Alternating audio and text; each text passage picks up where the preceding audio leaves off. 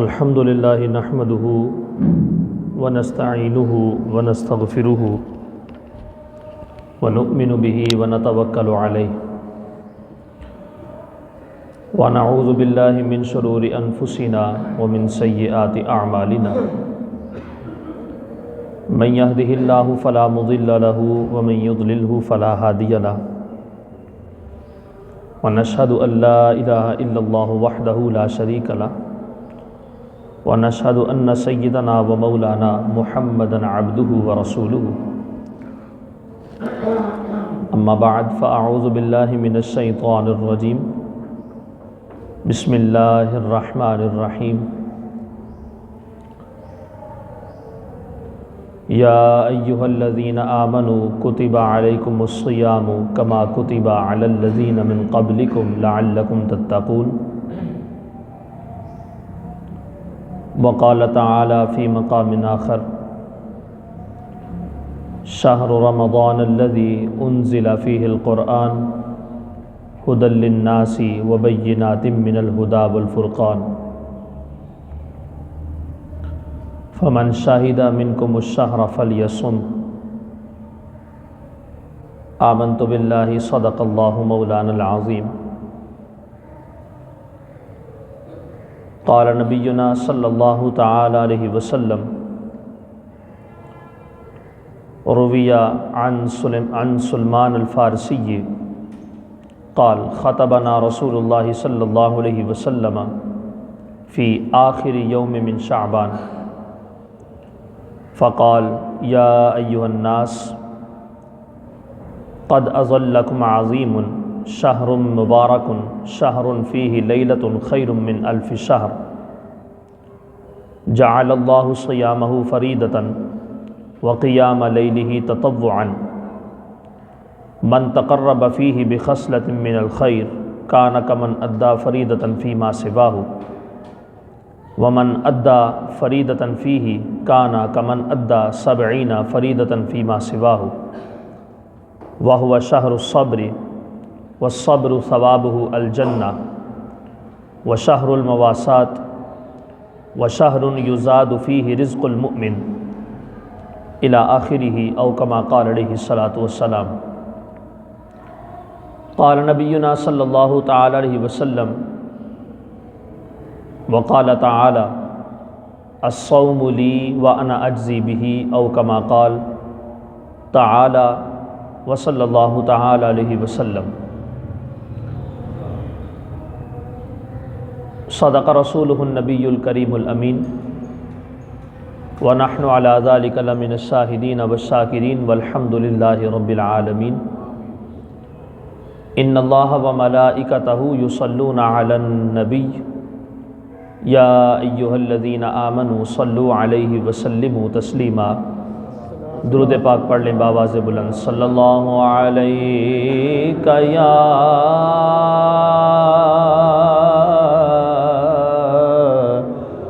رسول اللہ وسلم علیک یا حبیب اللہ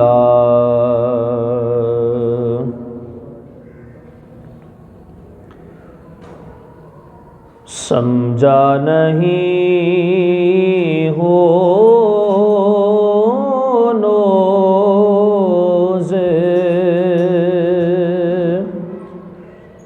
میرا عشق بے ثبات سمجھا نہیں ہو نوز میرا عشق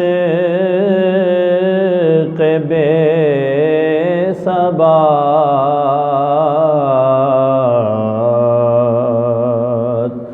کہ تو کائنات حسن ہے یا حسین کائنات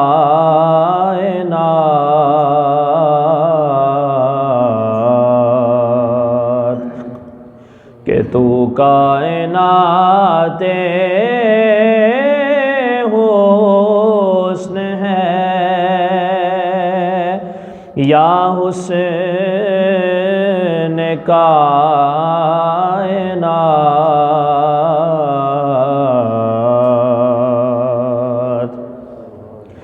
جو ذکر زندگی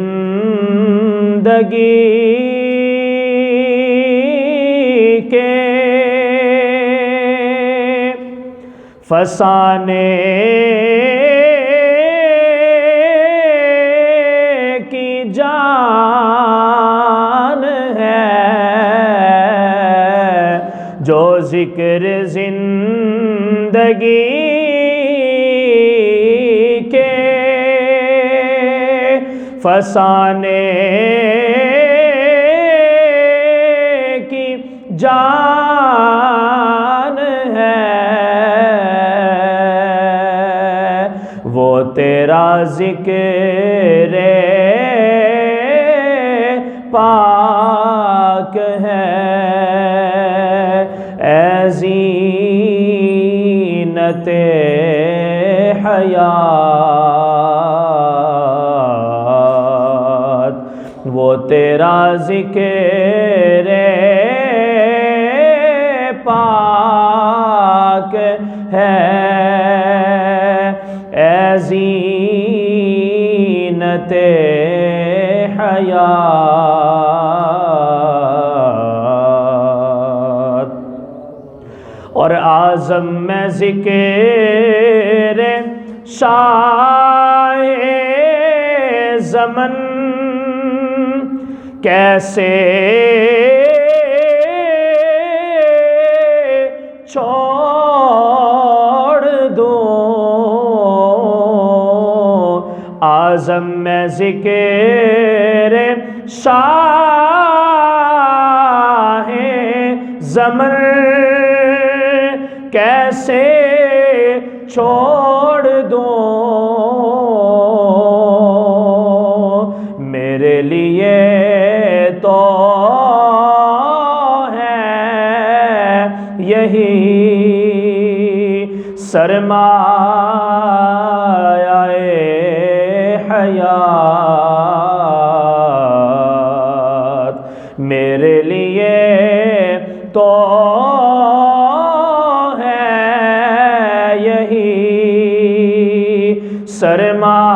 سرمایہ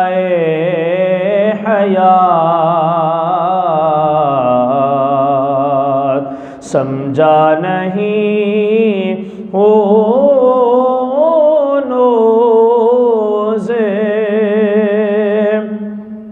میرا عشق بے ثبات کہ تو کائنات حسن ہے، یا حسین کائنات۔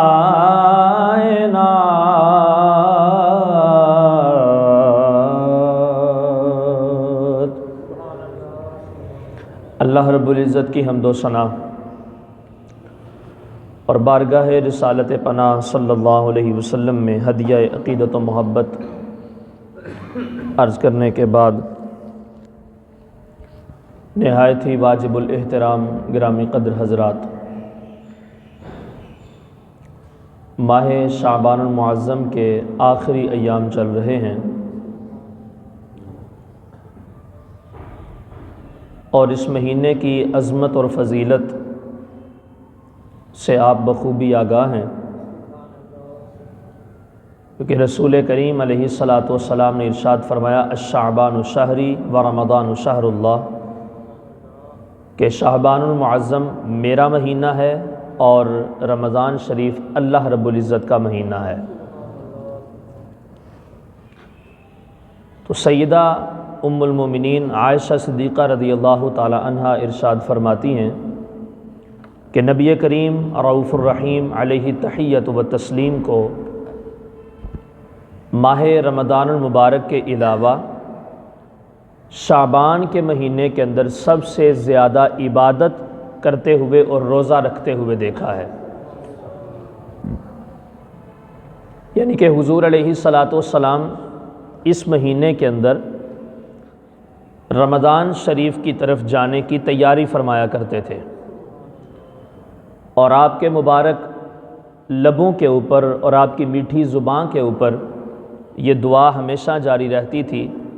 اللہم بارک لنا فی رجب و شعبان وبلغنا رمضان، اے اللہ ہمارے لیے رجب اور شعبان کے اندر برکتیں پیدا فرما اور ہمیں ماہ رمضان تک صحت و سلامتی کے ساتھ پہنچنا نصیب فرما۔ تو اس مہینے کے اندر رسول کریم علیہ الصلاۃ والسلام رمضان شریف کی تیاری فرمایا کرتے تھے۔ وہ مہینہ عنقریب چند دنوں تک ہمارے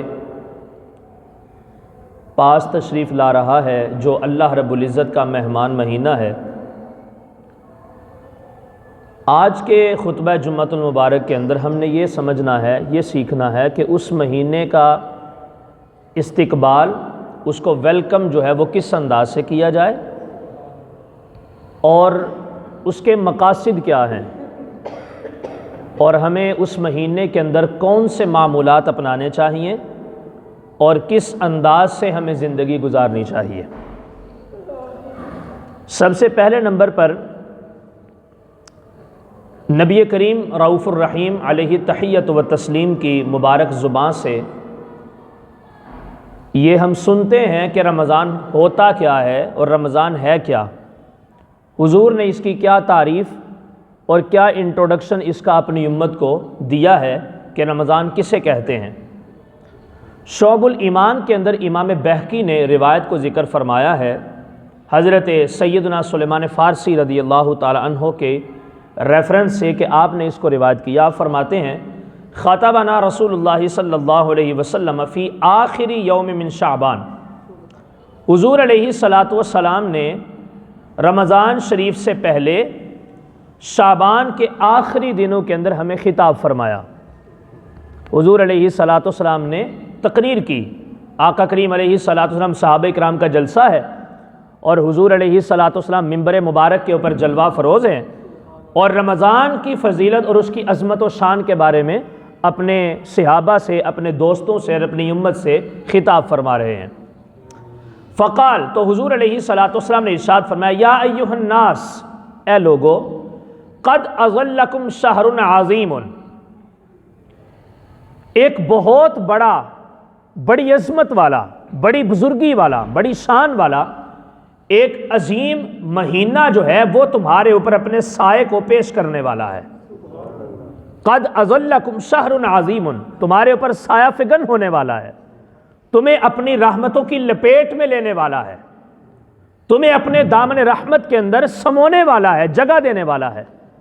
کیا خوبصورت الفاظ میرے مصطفیٰ کریم علیہ الصلاۃ والسلام نے بیان فرمائے، قد اظلکم، تمہیں اپنے سائے میں لینے والا ہے۔ اب درخت کا سایہ ہو تو وہ سورج کی تپش سے بندے کو بچاتا ہے، گرمی سے بندے کو بچاتا ہے، ٹھنڈی ہوائیں اس کو دیتا ہے، اور اس کی طبیعت کو راحت و مسرت ملتی ہے۔ بعینہ بلا تشبیہ و تمثیل، اللہ رب العزت کا جلال اپنے عروج پر ہے۔ جہنم جو ہے وہ بھڑک رہی ہے، اور اس کی آگ کے شعلے جو ہیں وہ بلندیوں کو چوم رہے ہیں۔ اللہ رب العزت نے ہمیں وہ مبارک مہینہ عطا فرمایا ہے جو ہمیں اپنی رحمتوں کی لپیٹ میں لے لیتا ہے، رب کے جلال سے محفوظ کر لیتا ہے۔ فرمایا قد اظلکم شہر عظیم، جیسے سورج کی تپش سے تمہیں درخت کی چھاؤں بچاتی ہے اور گرمی سے محفوظ کرتی ہے، تمہیں مسرت دیتی ہے، تمہاری طبیعت کو فرحت نصیب کرتی ہے، میرے رب کی طرف سے جو رحمان اور رحیم ہے، اس کی طرف سے جو مہمان اور برکتوں والا مہینہ تمہیں ملنے والا ہے، اس مہینے کی ایک ایک گھڑی، خواہ دن ہو یا رات ہو، دوپہر ہو یا شام ہو، صبح کا سپیدہ ہو یا رات کی گہرائی ہو، کوئی بھی وقت ہو، کوئی بھی لمحہ ہو، اس مہینے کے اندر اللہ رب العزت تمہیں اپنی سائے کے نیچے جگہ عطا فرمائے گا، اپنی رحمت کے سائے کے نیچے جگہ عطا فرمائے گا۔ قد اظلکم شہر عظیم، اور پھر فرمایا شہر مبارک، وہ بڑی برکت والا مہینہ ہے، وشہر فیہ لیلۃ خیر من الف شہر، فرمایا اس مہینے کے اندر ایک رات ایسی ہے جو 1000 مہینوں سے زیادہ افضل ہے۔ شہر لیلۃ خیر من الف شہر، اس مہینے کے اندر ایک رات ایسی ہے جس کے اندر بندہ 2 نفل ادا کرتا ہے، اللہ تعالیٰ اسے 1000 سال 1000 مہینے عبادت کرنے سے زیادہ ثواب عطا فرما دیتا ہے۔ ایک رات ایسی ہے کہ جو 1000 مہینوں سے زیادہ افضل ہے، ایک رات اس مہینے کے اندر۔ آگے فرمایا جعل اللہ صیامہ فریدہ، اللہ رب العزت نے اس مہینے کے اندر روزہ رکھنے کو تمہارے اوپر فرض کیا ہے۔ جعل اللہ صیامہ فریدہ وقیام لیلہ تطوعا، فرمایا دن کے وقت روزہ رکھنا تمہارے اوپر فرض ہے، اور رات کے وقت رب کی بارگاہ کے اندر قیام کرنا اور قیام اللیل کی صورت کے اندر اس کی راتوں کو گزارنا، یہ اللہ رب العزت نے تمہارے اوپر نفل کر دیا ہے۔ رات بھی تمہارے لیے باعث نجات ہے، دن بھی تمہارے لیے باعث نجات ہے۔ دن بھی تمہیں اللہ رب العزت کی بندگی کے اندر رکھتا ہے، اور رات بھی تمہیں اللہ رب العزت کی رحمتوں کے سائے کے اندر رکھتی ہے۔ فرمایا دن کے وقت روزہ فرض ہے، رات کے اندر قیام کرنا جو تمہارے لیے نفل ہے۔ اور آگے فرمایا من تقرب فیہ بخصلۃ من الخیر کان کمن ادی فریضۃ فیما سواہ، آقا کریم علیہ السلام نے ارشاد فرمایا اس مہینے کے اندر جو بندہ ایک نیکی کا کام کرتا ہے، ایک نفل کام کرتا ہے، فرض واجب سے زائد کام کرتا ہے، اللہ رب العزت اس کو ایک فرض ادا کرنے کا ثواب عطا فرما دیتا ہے۔ فمن ادا فیہ بخصلۃ من الخیر، کوئی بھی نیکی کا کام کرتا ہے، کسی کے اوپر خرچ کرتا ہے، کسی کا روزہ افطار کرواتا ہے، کسی کے کھانے پینے کا انتظام کرواتا ہے، 2 بھائیوں کے درمیان صلح کرواتا ہے، 2 دلوں کو آپس میں ملاتا ہے، یا کوئی ایک نفل اگر کوئی شخص رب کی بارگاہ میں اس کو ادا کرتا ہے، اللہ تعالیٰ اس کو ایک فرض ادا کرنے کا ثواب عطا فرما دیتا ہے۔ ایک نفل کے اوپر، ایک زائد کام کے اوپر رب اس کو اپنی بندگی، عبادت اور فرض کا جو درجہ ہے عبادت کا، اس مقام کے اوپر اس کو فائز کر دیتا ہے۔ اور پھر فرمایا کہ جو بندہ اس میں ومن ادا فریضۃ فیہ کان کمن ادا 70 فریضۃ فیما سواہ، اور اس مہینے کے اندر جو بندہ ایک فرض کو ادا کرتا ہے، اللہ تعالیٰ اسے 70 فرائض ادا کرنے کا ثواب عطا فرماتا ہے۔ اس مہینے کے اندر ایک بندے نے نیکی کی، کوئی نفلی کام کیا، اس کے لیے ایک فرض کے برابر ثواب ہے، اور جس نے ایک فرض کو ادا کیا اللہ تعالیٰ اسے اس مہینے کی برکت کی وجہ سے 70 فرائض ادا کرنے کا ثواب عطا فرما دیتا ہے۔ 70 فرائض۔ آگے آقا کریم علیہ السلام نے اس کا انٹروڈکشن دے رہے ہیں، رمضان کو انٹروڈیوس کروا رہے ہیں۔ آقا کریم علیہ السلام فرماتے ہیں وَهُوَ شَهْرُ الصَّبْرِ، وہ صبر والا مہینہ ہے، صبر کا مہینہ ہے۔ اور آگے فرمایا وَالصَّبْرُ ثَوَابُهُ الْجَنَّةُ، اور جو بندہ صبر کر لیتا ہے اس کی کم سے کم جو جزا رب کے کاغذوں کے اندر موجود ہے وہ یہ ہے کہ اللہ تعالیٰ اس کو جنت کے اندر داخل فرما دیتا ہے۔ جو بندہ صبر کرتا ہے، صبر کرتا ہے، اب صبر کی کیفیت کیا ہوتی ہے؟ آقا کریم علیہ السلام نے فرمایا الصبر هو اول المصیبہ، آقا کریم علیہ السلام فرماتے ہیں جیسے ہی مصیبت پہنچی، جیسے ہی پریشانی ہوئی، جیسے ہی دکھ ملا، اسی وقت بندہ اپنے آپ کو رب کی بارگاہ میں متوجہ کر کے کہے باری تعالیٰ انا للہ و انا الیہ راجعون، تیری طرف سے ہی آئے ہیں اور تیری طرف ہم نے لوٹ کے جانا ہے، مجھے تیری رضا کے اوپر کوئی اعتراض نہیں ہے، میں تمہاری رضا کے اوپر خوش ہوں اور میں اس کو اپنے آپ کو تیری بارگاہ میں جھکاتا ہوں۔ آقا کریم علیہ السلام ارشاد فرماتے ہیں اس انداز سے پریشانی ملنے کی وجہ سے، مصیبت اور دکھ کی وجہ سے جب کوئی بندہ اپنے جوارے کو، ظاہر اور باطن کو رب کی بارگاہ میں جھکا لیتا ہے تو اللہ رب العزت فرماتے ہیں اس نے صبر کیا، اور صبر کرنے والے کے لیے بشارت یہ ہے کہ اس کو جو کم سے کم درجہ دیا جائے گا اللہ رب العزت اس کو جنت کے اندر داخلہ عطا فرما دے گا، جنت کے اندر داخلہ عطا فرما دے گا۔ صبر ثوابہ الجنہ۔ پھر آگے فرمایا وشہر المواسات، یہ جملہ آج کے ہمارے اس موضوع سخن کا ایک عظیم جو اس کی ایک ہائیڈنگ ہے، یہ ہائی لائٹ کر رہا ہے یہ جملہ ہمارے اس خطاب کو کہ آقا کریم علیہ الصلوۃ والسلام نے ارشاد فرمایا وَالشَّهْرُ الْمُوَاسَاةِ، یہ غم خواری کا مہینہ ہے، یہ لوگوں کا خیال رکھنے کا مہینہ ہے، یہ لوگوں سے پیار کرنے کا مہینہ ہے، یہ لوگوں کو پریشان حالت زدہ لوگوں کو سینے سے لگانے کا مہینہ ہے، یہ لوگوں کے احوال کے اوپر مطلع ہو کے ان کی پریشانیوں کو دور کرنے کا مہینہ ہے۔ وَشَهْرُ الْمُوَاسَاةِ، فرمایا جن لوگوں کو تم نے 11 مہینے اپنے قریب بھی نہیں پھڑکنے دیا، ان لوگوں کو اس مہینے کے اندر اپنے سینے سے لگا لو، اللہ رب العزت تمہیں اپنی رحمتوں کا سایہ نصیب فرما دے گا۔ وَشَهْرُ الْمُوَاسَاةِ، فرمایا یہ غم خواری کا مہینہ ہے۔ جا کے سنو لوگوں کے حالات، دیکھو لوگوں کو کس چیز کی طلب ہے، ان کو کس چیز کی پریشانی ہے، لوگوں کے ساتھ جا کے ان کے معاملات دیکھو۔ فرمایا یہ غم خواری کا مہینہ ہے۔ پھر فرمایا وَشَهْرٌ يُزَادُ فِيهِ رِزْقُ الْمُؤْمِنِ، اس مہینے کے اندر اللہ تعالیٰ مومن خواہ مرد ہو یا عورت ہو، اللہ تعالیٰ اس کے رزق کے اندر برکتیں پیدا فرما دیتا ہے، رزق بڑھا دیتا ہے۔ وَشَهْرٌ يُزَادُ فِيهِ رِزْقِ الْمُؤْمِنِ، اس مہینے کے اندر رزق المومن، اللہ تعالیٰ مومن کے رزق کو جو ہے وہ زیادتی عطا فرما دیتا ہے۔ وہ دن کو بھی لوگوں کے اوپر خرچ کرے، رات کے اندر بھی لوگوں کے اوپر خرچ کرے، اللہ رب العزت اس کے رزق کے اندر، مال کے اندر برکتیں پیدا فرما دیتا ہے۔ اللہ تعالیٰ مومن کے رزق کے اندر ہو حلال کا رزق، رزق حلال کے اندر اللہ رب العزت برکتیں پیدا فرما دیتا ہے، زیادتی کر دیتا ہے۔ آگے فرمایا من فطر فیہ صائما کان لہ مغفرۃ لذنوبہ، فرمایا جس نے کسی بھی مومن بندے کا روزہ افطار کروایا اس مہینے کے اندر، کسی بھوکے کا، روزہ دار کا، پریشان حال کا، اپنے گھر کے اندر بیٹھ کے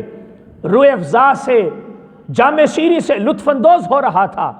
کھجوریں تناول کر رہا تھا، انواع و اقسام کی نعمتیں اس کے دسترخوان کے اوپر بچھی ہوئی تھیں، اچانک اس کے دل کے اندر خیال آیا میرا ہمسایہ، میرا دوسرا مسلمان بھائی، پتہ نہیں اس نے کبھی جامع شیری کو چکھا بھی ہوگا کہ نہیں، پتہ نہیں کھجور اس کے گھر میں ہوگی کہ نہیں، پتہ نہیں انواع و اقسام کی نعمتیں جس طرح میرے بچے ان سے لطف اندوز ہو رہے ہیں، پتہ نہیں دوسرا میرا مسلمان بھائی اس سے لطف اندوز ہوا کہ نہیں ہوا۔ اس نے کیا کیا، افطاری سے چند لمحے پہلے اس نے گھر سے ایک برتن لیا، اس میں کھجوریں رکھیں، ایک گلاس لیا، اس میں پانی ڈالا، اور کھجوروں کے ساتھ ساتھ اس نے جو بھی چاٹ تھی، جو کچھ بھی انواع و اقسام کی نعمتیں تھیں، اس نے وہ ساتھ لی، اپنے بھائی کے گھر پہ گیا، جا کے دستک دی اور دروازہ کھلوایا۔ آقا کریم علیہ السلام فرماتے ہیں اس نے وہ پیش کیا، خود بھی روزہ کھولا، اپنے گھر کے رزق سے اپنے دوسرے مسلمان بھائی کا روزہ افطار کروایا۔ آقا کریم علیہ السلام ارشاد فرماتے ہیں اللہ رب العزت اس کے پچھلے سارے صغیرہ کبیرہ گناہوں کو معاف فرما دے گا۔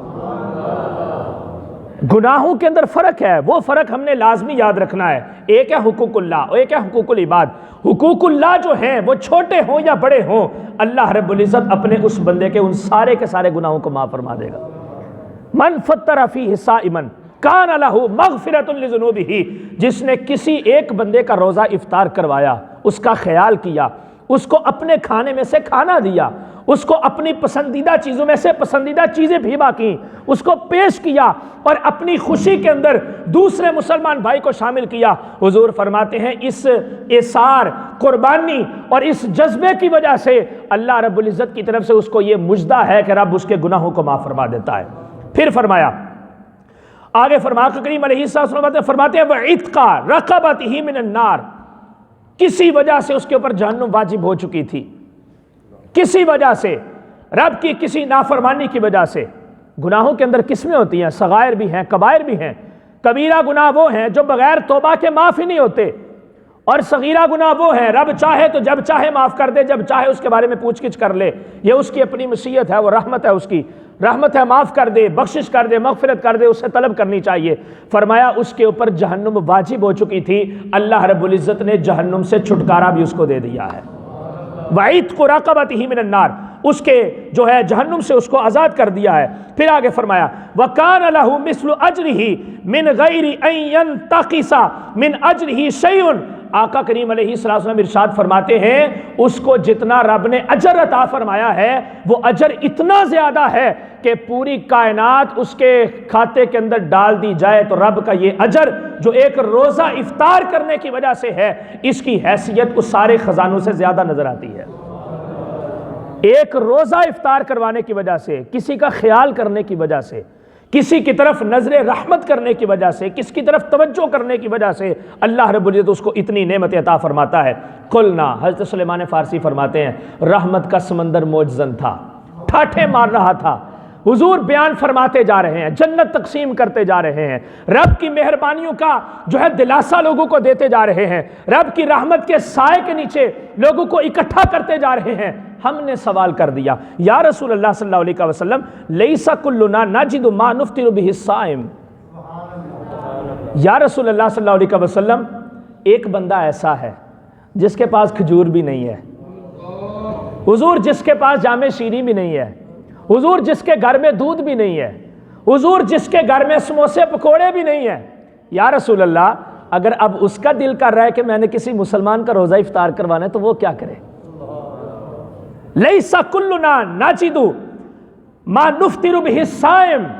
یا رسول اللہ یہ جو نعمتیں ہیں ان میں سے کچھ بھی اس کے گھر میں موجود نہیں ہے کہ جس کے ذریعے سے وہ کسی مسلمان کا روزہ افطار کروائے، یا رسول اللہ اس کو کیا اجر ملے گا؟ قلنا، یہ سوال کیا، فقال رسول اللہ صلی اللہ علیہ وسلم، آقا کریم علیہ السلام نے ارشاد فرمایا یعطی اللہ ھذا الثواب من فطر صائما علی مزقۃ لبن او تمرۃ او شربۃ من الماء۔ آقا کریم علیہ السلام ارشاد فرماتے ہیں اگر دودھ کے ایک گھونٹ سے،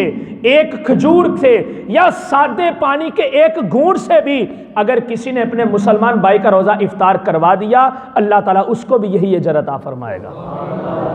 اس کو بھی یہی اجر عطا فرمائے گا۔ کچھ بھی لے لیا، جو کچھ اس کو میسر تھا روزہ افطار کرنے کے لیے، اس نے اپنے اس روزہ افطاری کی نیکی کے اندر اپنے ہمسائے، دوست، مسلمان بھائی کو بھی شامل کر لیا، اللہ رب العزت اس کو بھی یہی اجر عطا فرمائے گا۔ آقا کریم علیہ السلام ارشاد فرماتے ہیں وَمَنْ أَشْبَعَ صَائِمًا سَقَاهُ اللَّهُ مِنْ حَوْضِي شَرْبَةً لَا يَظْمَأُ حَتَّى يَدْخُلَ الْجَنَّةَ۔ آقا کریم علیہ السلام ارشاد فرماتے ہیں جس نے کسی روزہ دار کے پیٹ کو بھرا، وَمَنْ أَشْبَعَ صَائِمًا، کسی روزہ دار کے پیٹ کو بھرا، آقا کریم علیہ السلام ارشاد فرماتے ہیں جب تک وہ جنت میں داخل نہیں ہو جائے گا تب تک وہ میرے حوض کوثر سے شربت اور شراب سے لطف اندوز ہوتا رہے گا، پیتا جائے گا جب تک جنت میں داخل نہیں ہو جاتا۔ اللہ تعالیٰ اس کو یہ شان عطا فرمائے گا وَهُوَ الشَّهْرُ أَوَّلُهُ رَحْمَةٌ وَأَوْسَطُهُ مَغْفِرَةٌ وَآخِرُهُ عِتْقٌ مِّنَ النَّارِ۔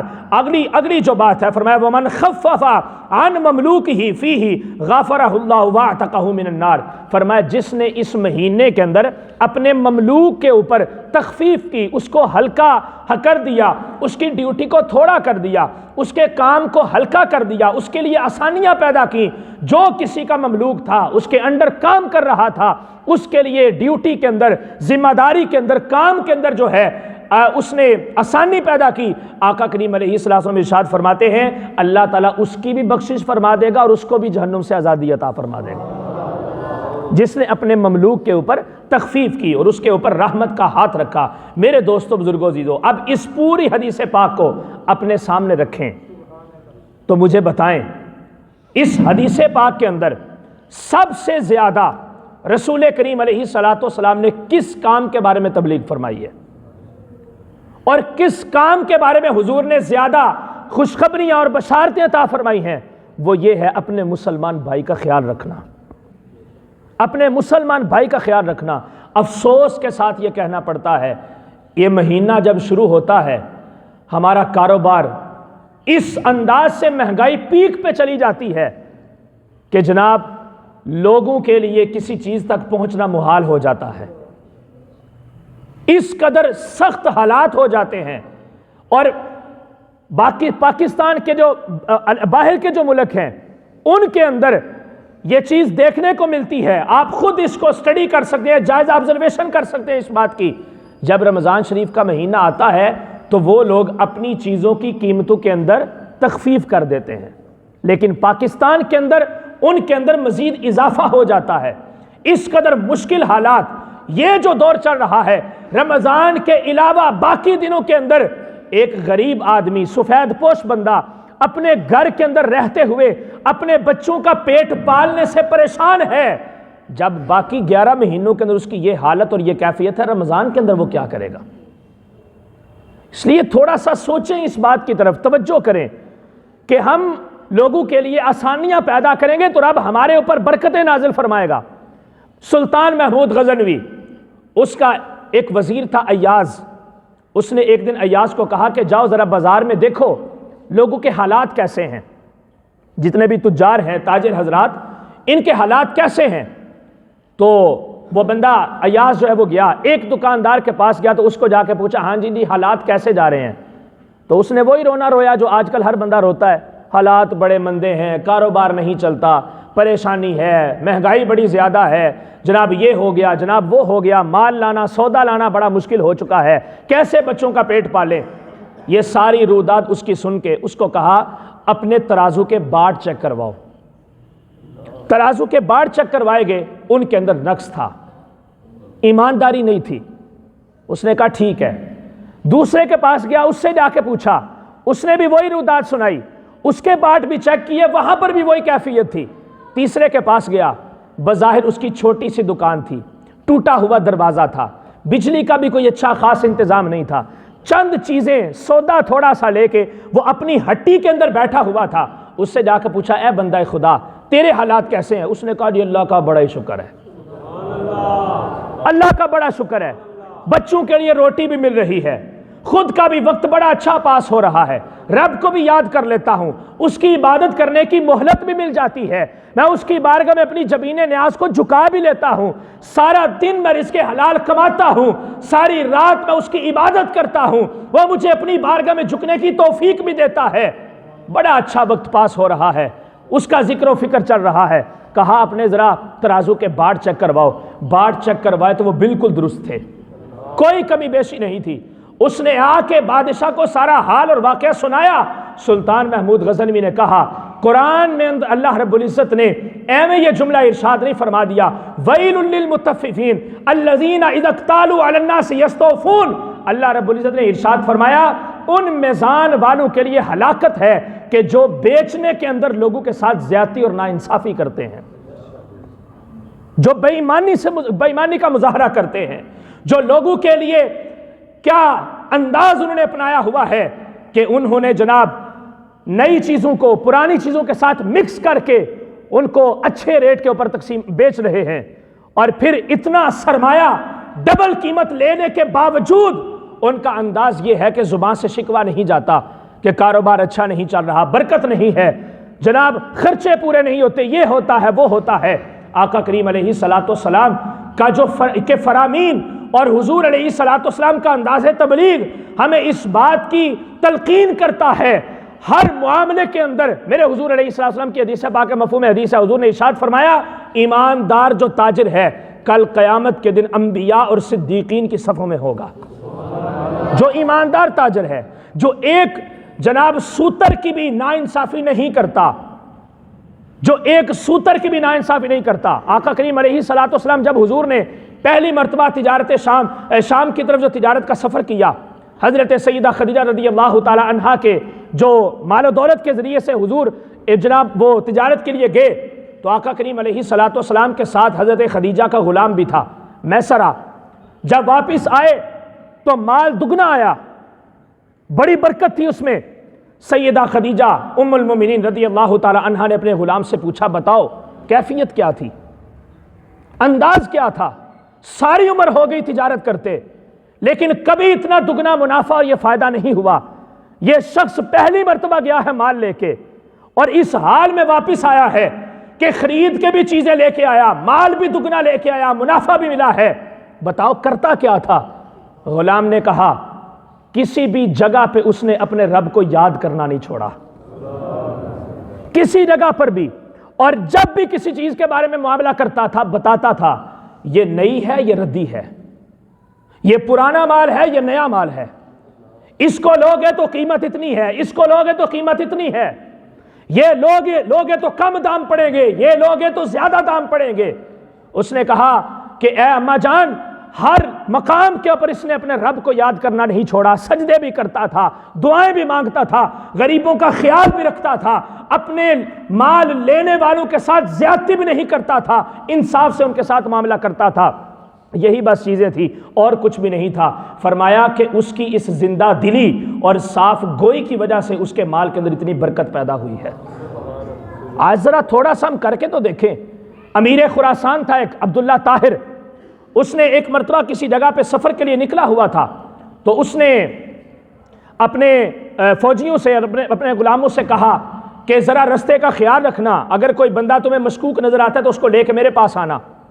کیا ہوا کہ 4 بندے چور قسم کے جو ہیں اس کے فوجیوں کو ملے. انہوں نے چاروں کو پکڑ لیا اور پکڑ کے جب سلطان کے پاس لے کے جانے لگے تو ایک بندہ ان میں سے بھاگ گیا. وہ ذرا شاطر تھا، بھاگ گیا وہاں سے. تو اب وہ بڑے پریشان تھے کہ امیر خراسان عبداللہ طاہر جو وہ بڑا سخت دل بندہ ہے، تو 4 بندے ہم نے پکڑے ہیں، جھوٹ ہم اس سے کیسے بولیں. تو 4 بندے ہم نے پکڑے، ایک بندہ بھاگ گیا، ہم نے کسی نہ کسی طریقے سے بندے 4 پورے کرنے ہیں. خیر ایک کسان تھا بیچارہ، غریب بندہ، وہ وہاں سے کہیں گزر رہا تھا اپنے کسی کام کے لیے، انہوں نے اس کو پکڑ لیا اور پکڑ کے چوروں کے ساتھ ملا کے گرفتار کر کے جا کے سلطان کے سامنے پیش کر دیا. اب سلطان کے سامنے جب فوجیوں نے بتایا کہ جناب یہ چور ہیں اور ان کے بارے میں ہمارے پاس ان کے ثبوت کے لیے دلائل اور جناب ثبوت گواہ موجود ہیں کہ یہ چور تھے، لوگوں کو لوٹ رہے تھے، راہزن تھے، ڈاکہ زنی کر رہے تھے. بادشاہ نے کوئی اور بات نہ سنی، اپنے فوجیوں کے اوپر اعتماد تھا، اس نے کیا کیا کہ حکم دیا کہ ان کو جیل کے اندر ڈال دو، صبح سزا دیں گے. جب جیل کے اندر وہ چلے گئے تو وہ ایک جو بندہ کسان تھا بیچارہ غریب، اس نے کہا میرا معاملہ تو اب اللہ ہی بہتر جانتا ہے، میرا اور اس بادشاہ کو کیسے پتا ہے، میرے پاس تو کوئی ثبوت اور گواہ بھی نہیں ہے، میں کیسے اپنی برات کا اظہار کروں گا اور کیسے اعلان کروں گا. تو جناب اس نے کہا کہ اچھا چلو ٹھیک ہے، وضو کیا، وضو کر کے اللہ کی بارگاہ میں جھک گیا.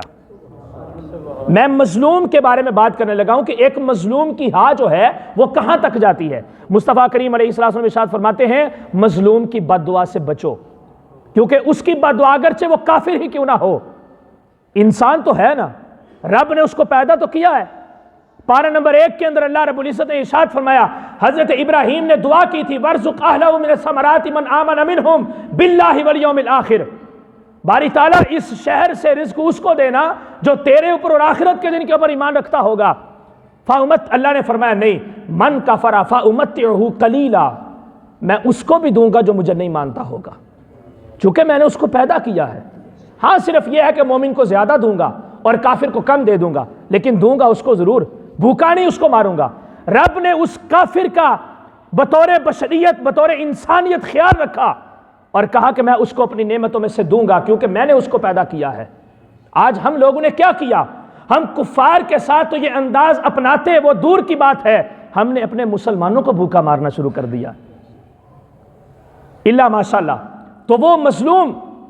آقا کریم علیہ السلام ارشاد فرماتے ہیں کہ اس کی ہاں سے بچو، کیونکہ مظلوم کی ہاں جو ہے وہ عرش کو بھی پھاڑ کے ڈائریکٹ رب کی بارگاہ میں پہنچتی ہے،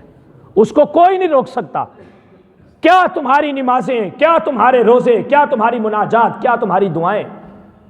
اگر تمہارے پاس کوئی شخص بھوکا مر گیا، اللہ رب العزت حدیث پاک ہے قیامت والے دن پوچھے گا میں بھوکا تھا تو نے مجھے کھانا کیوں نہیں کھلایا، میں بیمار تھا تو نے میری بیمار پرسی کیوں نہیں کی، مجھے فلاں چیز کی حاجت تھی تو نے اس کی طرف توجہ کیوں نہیں کی. بندہ عرض کرے گا باری تعالیٰ تو بھوک سے بھی پاک ہے، تو بیماری سے بھی پاک ہے، تو طلب سے بھی پاک ہے، پھر یہ کیسے ممکن ہو سکتا ہے کہ تو بھوکا تھا، تو بیمار تھا، یا تجھے طلب تھی کسی چیز کی. اللہ رب العزت ارشاد فرمائے گا وہ میرا بندہ ہے، تیرے پہلو میں رہتا تھا، بھوکا بھی مرتا تھا، پیاسا بھی تھا، اس کو بھوک بھی لگتی تھی، بیمار بھی ہوتا تھا. کبھی تو نے اپنے گھر سے نکل کے جا کے اس کا پتہ کیا؟ کبھی جا کے دیکھا کہ وہ کس حال میں ہے؟ کبھی خود تو اپنے گھر میں چرب لقمے کھا کے لطف اندوز ہوتا تھا، کبھی اس کو جا کے دیکھا تھا کہ وہ کس حال کے اندر اپنے بچوں کا سوکھی روٹی سے پیٹ پال رہا ہے؟ کبھی اس کے بچوں نے بھی وہ کھانا کھایا جو تیرے بچے کھا رہے ہیں؟ تو یہ انداز ہونا چاہیے ایک مسلمان کا. اس نے وضو کیا، مصلی پکڑا، جیل کے ایک کونے میں مصلی بچھا کے جناب بس سجدے پہ سجدہ، سجدے پہ سجدہ، سجدے پہ سجدہ. باری تعالیٰ میرے چھوٹے چھوٹے بچے ہیں، بادشاہ نے تو مجھے پھانسی دے دینا ہے، حد جاری کر دے گا، میں کیا کروں گا، کیسے ان کا خیال رکھا جائے گا. روایات میں آتا ہے کہ بادشاہ اپنے محل کے اندر تخت پہ سویا ہوا تھا، اس کو خواب آیا،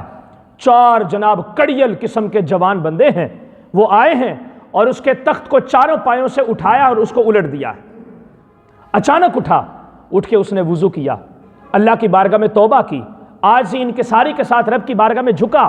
پھر سویا، دوبارہ پھر یہی خواب آیا، پھر اٹھا، پھر رب کو یاد کیا، توبہ کی، کون سا ایسا گناہ میں کر بیٹھا ہوں جس کی وجہ سے آج میری رات کا چین جو ہے وہ ختم ہو چکا ہے. پھر اس نے یہ معاملہ کیا، دوسری مرتبہ کرنے کے بعد پھر سویا، پھر تیسری مرتبہ خواب میں یہی نظر آیا۔ جب تیسری مرتبہ اٹھا تو اس نے زندان کے اوپر جو ایک بندہ مامور تھا، دربان، اس کو بلایا، اس کو کہا کہ بتاؤ کوئی ایسی چیز دیکھے، کوئی مظلوم تو نہیں ہم نے قید کر لیا سلاخوں کے پیچھے؟ اس نے کہا بادشاہ یہ تو مجھے نہیں پتا کہ کوئی مظلوم ہے کہ نہیں، لیکن ایک بات ضرور ہے، ایک بندہ ایسا ہے وضو کرتا ہے سجدے پہ سجدہ کرتا ہے، وضو کرتا ہے سجدے پہ سجدہ کرتا ہے، وضو کرتا ہے سجدے پہ سجدہ کرتا ہے، باری تعالیٰ اے بادشاہ سلامت اس کے علاوہ مجھے اور کوئی چیز نہیں پتا، کچھ بھی نظر نہیں آیا۔ بادشاہ نے کہا بس پھر ٹھیک ہے، مجھے میرا مقصد مل گیا، اس کو لے آؤ۔ لے کے آیا اور بادشاہ کی بارگاہ میں اس کو پیش کیا۔ سلطان نے کہا امیر خراسان عبداللہ طاہر نے فرمایا جاؤ میں نے تمہیں آزاد کر دیا۔ تین چیزیں اس کے سامنے رکھی، وہ جو اگلا مکالمہ ہے، 1000 اشرفیاں بھی اسے دیں اور اس کو آزاد بھی کر دیا۔ تیسرا انعام اس کو، دوسری بات اس کو یہ کہی کہ مجھے معاف کر دو، اور تیسرا انعام جو اس کے سامنے پیش کیا، کہا جب بھی تمہیں کوئی مشکل اور پریشانی پیش آئے تم بلا جھجک میرے دربار میں آ جاؤ، میں تمہاری ہر مشکل کو دور کروں گا۔ اس سلطان تھا وہ بھی مسلمان، آج ہم بھی مسلمان ہیں، اس کی راتوں کا چین ایک مظلوم کی وجہ سے تباہ ہو گیا۔ آج آپ کے علاقے کے اندر، آپ کے گرد و نواح میں، آپ کے کنبے کے اندر کتنے لوگ ایسے گھوم رہے ہیں جن بیچاروں کو بستر پہ جا کے لیٹتے ہیں تو ان کو غریبوں کا خیال آتا ہے، اپنے بچوں کے دکھ نظر آتے ہیں، اپنے گھر کی پریشانیاں بیماریاں نظر آتی ہیں۔ کیا ہماری نیند کے اندر خلل آتا ہے؟ ہم ٹھنڈی سانسیں لے کے سو رہے ہوتے ہیں، ہمیں کوئی خیال نہیں آتا۔ رمضان شریف کا مہینہ آ رہا ہے، اپنے گرد و نواح میں اپنے آپ کو صرف اپنے روزے نہ بچائیں، اپنے آپ کو صرف ایک سچا روزہ دار ثابت نہ کریں، بلکہ لوگوں کے حالات کو بھی دیکھیں کہ لوگوں کو آپ کی ضرورت ہے، لوگوں کو میری ضرورت ہے، لوگوں کو آپ کی ضرورت ہے۔ ہم سب مل کے اپنے معاشرے کو جب ٹھیک کرنے کی کوشش کریں گے تو پھر ہمارا معاشرہ ٹھیک ہوگا۔ خود تو ہم نے نمازیں بھی بڑی پڑھ لی، سب کچھ ہم نے کر لیا ہے، ہم نے لوگوں کا خیال رکھنا ہے۔ دوسری بات جو میں خاص طور پہ عرض کرنا چاہتا ہوں، وقت جو ہے بڑا اپنے لمٹ سے بھی اوپر جا چکا ہے، لیکن ایک میں جوانوں کے لیے خاص طور پہ بات عرض کرنا چاہتا ہوں، اور خدا کا واسطہ رمضان میں ٹک ٹاک نہ چلانا، اور رمضان میں واٹس ایپ کے سٹیٹس اس طرح کے نہ چلانا کہ جو چیزیں آپ کو پھر کل کو پریشان کریں۔ ایک بات یاد رکھیے گا، ایک سٹیٹس واٹس ایپ کی ڈی پی کے اوپر 24 گھنٹے رہتا ہے۔ اب اگر اس سٹیٹس میں گانا ہوا، اس میں گالیاں ہوئیں، اس میں بد کرداری اور فحاشی ہوئی، جتنے لوگ دیکھیں گے سب آپ کی اس برائی کے اوپر گواہ بنیں گے، سب اس کے اوپر گواہ بنیں گے۔ کل قیامت کے دن رب نے اگر اپنے جناب وہ کٹارے کے اندر کھڑا کر دیا کہ اتنے لوگ تمہاری وجہ سے بے حیائی کو دیکھتے تھے، اتنے لوگ تمہاری وجہ سے گمراہی اور بد کرداری کو دیکھتے تھے، کیسے اپنے آپ کو بچائیں گے؟ اس لیے یہ ٹی وی کے اوپر ڈرامے دکھائے جاتے ہیں، پھر جناب رمضان ٹرانسمیشن چلتی ہیں، اگرچہ اس کے اندر وہ خواتین بیٹھتی ہیں جن کے سر کے اوپر دوپٹہ ہوتا ہے، لیکن مجھے اتنا بتا دو ٹی وی ہو یا بغیر ٹی وی کے غیر محرم کو دیکھنا کہاں پہ جائز لکھا ہوا ہے؟ اب جو ہے ایک تو ہے کہ غلطی سے دیکھنا، ایک ہے جان بوجھ کے دیکھنا، اور پھر وہ جو ایک بے وقوف اور خبیث النفس انسان فہد مصطفیٰ جس کو کہا جاتا ہے، وہ عجیب و غریب قسم کے ڈرامے بازی جناب ٹی وی پہ دکھاتا رہتا ہے، اور ہمارے جوان صرف اس کو دیکھتے نہیں بلکہ اس کی نقلیں بھی اتارتے ہیں، اس کا سٹائل، داڑھی کا، سر کے بالوں کا، کپڑوں کا، ٹراؤزر وغیرہ کا، پینٹ وغیرہ کا سٹائل بھی اس کا اپناتے ہیں۔ اور جوان تجھے ایک فہد مصطفیٰ کا سٹائل اٹریکٹیو کر رہا ہے، محمد رسول اللہ کا سٹائل کیوں نہیں اٹریکٹیو کرتا؟ کیا میرے مصطفیٰ کریم علیہ السلام جن کا چہرہ انور حضرت سیدنا جناب یوسف علیہ السلام سے بھی کئی کروڑ ہاتھ درجے زیادہ خوبصورت تھا، جن کے مبارک جسم کے اندر اللہ رب العزت نے ایک عیب کو بھی پیدا نہیں کیا تھا، وَأَحْسَنُ مِنْكَ لَمْ تَرَ قَطُّ عَيْنِي وَأَجْمَلُ مِنْكَ لَمْ تَلِدِ النِّسَاءُ خُلِقْتَ مُبَرَّأً مِنْ كُلِّ عَيْبٍ كَأَنَّكَ قَدْ خُلِقْتَ كَمَا تَشَاءُ۔ یا رسول اللہ آپ جیسا تو رب نے پیدا ہی نہیں کیا، جس شان کے ساتھ وہ آئے تھے، جو حسن ان کا تھا، ان کے حسن نے تجھے مائل نہیں کیا، ایک حادث سی چیز نے تجھے مائل کر لیا، میرے امام اعلیٰ حضرت فرماتے ہیں حسن یوسف پہ کٹی مصر میں انگشت زنا، سر کٹاتے ہیں تیرے نام پہ مردان عرب۔ فرمایا کہ حسن یوسف کو دیکھے خواتین اپنی انگلیاں کاٹتی ہیں کہ جو ناقص العقل ہیں، لیکن مصطفیٰ کریم کا حسن دیکھا نہیں، سن کے کہا ہے کہ یا رسول اللہ آپ کے مبارک چہرے کے اوپر گردنیں قربان ہیں۔ آج اس نبی کا حسن ہم بھول گئے، آج اس نبی کی شان و شوکت ہم بھول گئے، وہ نبی جنہوں نے غاروں میں ہمارے لیے آنسو بہائے۔ اور میرے بھائیوں مسلمانوں، میرے دوستوں بزرگوں، آپ کو پتہ ہی نہیں ہے کہ آپ کی قدر کیا ہے، آپ کو قسم بخدا پتہ ہی نہیں ہے، پتہ ہوتا تو آپ کبھی بھی ایسا نہ کرتے۔ پڑھو اسلامی کتابیں، آپ کو پتہ چلے آقا کریم علیہ الصلوۃ والسلام کی مبارک زبان پہ ایک ہی دعا ہوتی تھی، ربی حبلی امتی، میرے مولا میرے امتی کو معاف کر دینا، میرے امتی کو معاف کر دینا، میرے امتی کو معاف کر دینا۔ آج امتی کس حال میں لگا پھرتا ہے؟ کوئی ایک دن بھی، کوئی ایک لمحہ بھی ایسا ہے، ایک سیکنڈ بھی ایسا ہے کہ ہم نے اپنے نبی کے ساتھ وفا کی ہو؟ ذرا ہم گریبان میں جھانکیں تو صحیح، ہمیں ان کی وجہ سے اتنا کچھ ملا، رب ملا، قرآن ملا، جنت ملی، نیکیوں کے اسباب ہمارے لیے پیدا کیے گئے، ہمیں رب نے اپنے قریب کرنے کے بہانے پیدا کیے، یہ حضور کے صدقے سے ہمیں سب کچھ ملا، ہم نے کتنا شکر ان کا ادا کیا۔ آقا کریم علیہ الصلوۃ والسلام فرماتے ہیں اللہ نے ہر نبی کو ایک دعا دی اس کی امت کی خاطر، اور ہر نبی کی قبول ہوئی، اور سارے نبی دنیا کے اندر اپنی امت کے لیے دعائیں کر کے چلے گئے۔ مجھے بھی رب نے دعا عطا کی ہے، میں نے مانگی نہیں ہے، میں قیامت والے دن مانگوں گا۔ اور وہ کیا دعا ہے؟ اے میرے مولا میری امت کو معاف کر دے، میری امت کی نجات کر دے۔ اس لیے یہ ساری چھوڑ دیں، یہ ساری چیزیں، اگر یہ چیزیں رمضان شریف کے مہینے کے اندر حرام ہیں تو غیر رمضان میں بھی حرام ہیں۔ بالکل نہیں پتہ زندگی کا کب ہم نے اس دنیا سے چلے جانا ہے، کم از کم اس انداز میں تو جائیں کہ قبر میں سرکار آئیں تو میں قدموں میں گروں، گر فرشتے بھی اٹھائیں تو میں ان سے یوں کہوں اب تو پائے ناز سے میں اے فرشتوں کیوں اٹھوں، مر کے پہنچا ہوں یہاں اس دل ربا کے واسطے۔